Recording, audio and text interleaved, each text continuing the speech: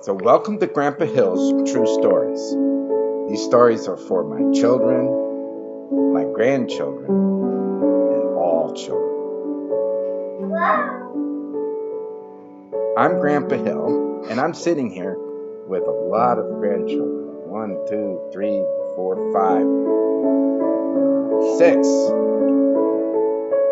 Oh, am I counting wrong? Am I missing someone again? 7. 7 again? Okay, there's still 7. And their mother, and their mother's mother, who happens to be Grandma Hill.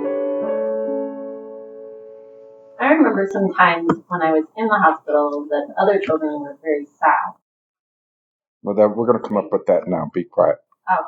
I got it. Okay. Sorry.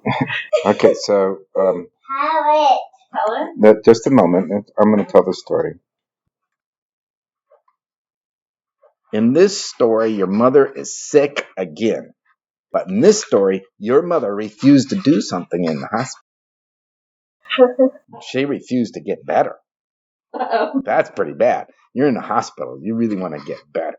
And there's a lot of things you have to do. You have to take your pills, take your medicine, follow all the rules. You get poked with needles and all that other kind of stuff. And that was normally Patricia really, really cooperative with all that. But not so much this time. So she was having some trouble getting better. She was very sick. Don't know if she had pneumonia this time too or not, but she wasn't in ICU. So I'm going to say she maybe didn't have pneumonia, but she also had a cold or something.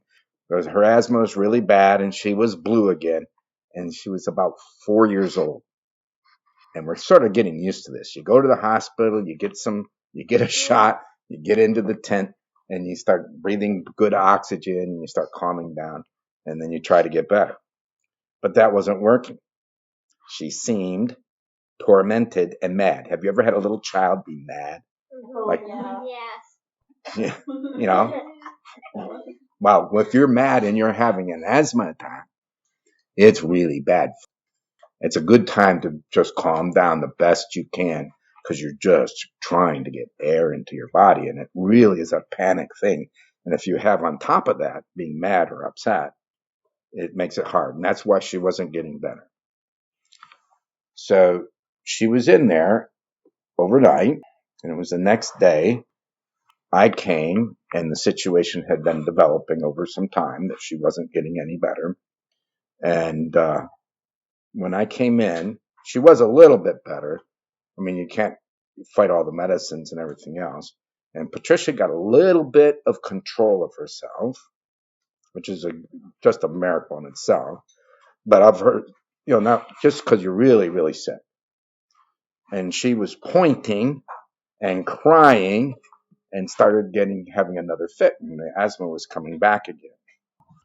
So we started trying to understand a little more about what was bothering her. And then we started to understand, because she was speaking just a little bit. Somebody else was crying. Now, do you guys ever get upset when Naomi's crying? Yes. Yeah, you get upset. But she was not just upset about this little girl crying. And this little girl crying had nothing to do with, her problem. She's sick in her bed. She's crying. The other girl's sick in her bed, and she's crying. But this was a little different, because this little girl was an infant, and she didn't stop crying, just kept crying. And this little girl did not have a brainstem, so she wasn't going to live for a long time. I don't know if she'd live a week or a month or whatever, but there was no brainstem going down through the rest of the body. Just starts down the back and stops. So that was sad, and she understood that, and that's not why she was sad. She wasn't even sad about the baby crying. She'd been around Brian, and she knew already at 4 years old babies cry and things like that, and she cried too sometimes. But this baby, and it wasn't because the baby wouldn't stop crying. It was because nobody cared about that baby. Nobody was there to hold the baby. Nobody even said boo or hi or talked to the baby. Nothing. Not even the nurses. Nobody was there for the baby.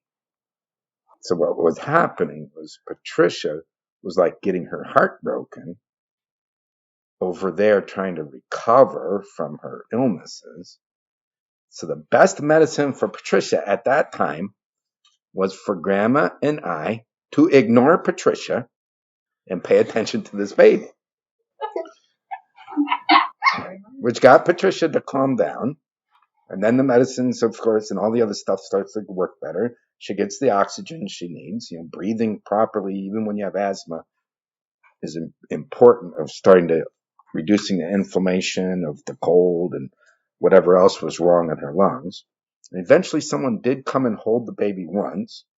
But whenever we were there, which we stayed there until she came home, which I think she came home later that day or the next day, the only thing that we had to do for Patricia was to care for this baby, which was hard to care for some because like what you say to her and talk to her didn't really stop any crying. She just kept on crying. That's all she was going to do was cry. And there was like, we weren't allowed to hold her, but she wasn't. No, I don't even know if that's true. We might have held her near the end, but there had to be someone there or something. But it was just unbelievable to us too, that as we dug in and found out, yeah, there's no one's come to visit her during the whole time that Patricia was in there. So in the process of caring for the infant, that Patricia was cheered up and she started to get better. And as we cooed and talked to her, and I mean, we weren't faking it. We were trying to care for the child. It didn't seem to help the girl at all, but it really helped Patricia.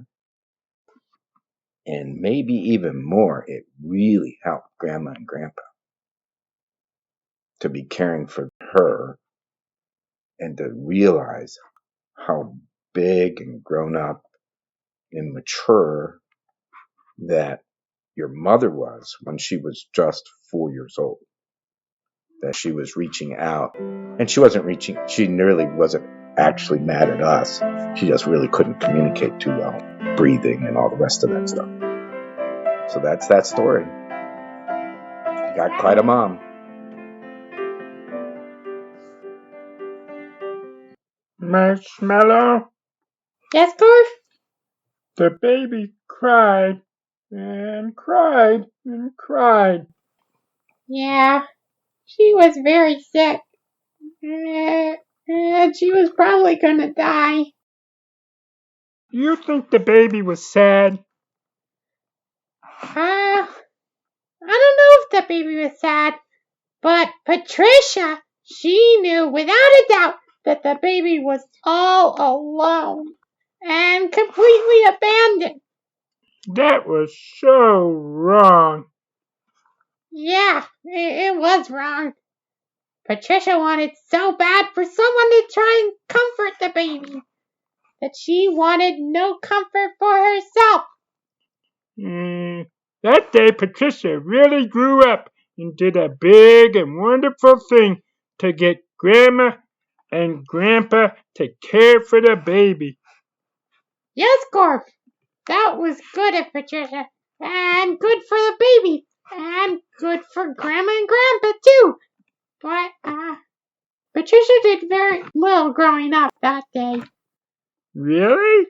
It seems so unselfish and grown up to want the baby cared for, even if it meant she would not get any attention.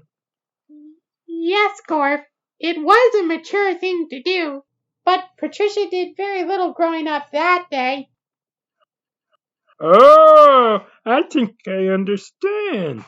What happened that day is that Grandpa and Grandma realized just how grown up their little girl already was. Yeah, Gorf, you got it.